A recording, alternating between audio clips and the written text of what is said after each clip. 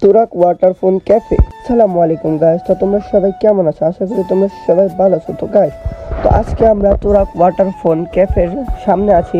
তো কে কে তুরাগ ওয়াটারফোন ক্যাফেতে আসছো তো অবশ্যই কমেন্ট করবে। আর সাইডেই দেখা যাচ্ছে তুরাগ নদী, তো অনেক সুন্দর একটা। আর গাইস, তুরাগ ওয়াটারফোন ক্যাফে এটা কিন্তু আজ থেকে প্রায় 1.5 বছরের মতন হয়েছে এটা ওপেনিং হয়েছে। তো এই 1.5 বছরের মধ্যে কিন্তু ভাই এই কাশিমপুর নামাবাজার জায়গাটা কিন্তু অনেক জনপ্রিয়তা পেয়েছে। আর সাইডেই হচ্ছে তুরাগ নদী, আর তুরাগ নদীর পাশেই কিন্তু তুরাগ ওয়াটারফোন ক্যাফে। আর তুরাগ ওয়াটারফোন ক্যাফেতে যারা যারা আসছো অবশ্যই কমেন্ট করবা। আর গাইস, তুরাগ ওয়াটারফোন ক্যাফে কিন্তু অনেকটাই জনপ্রিয়তা পেয়েছে।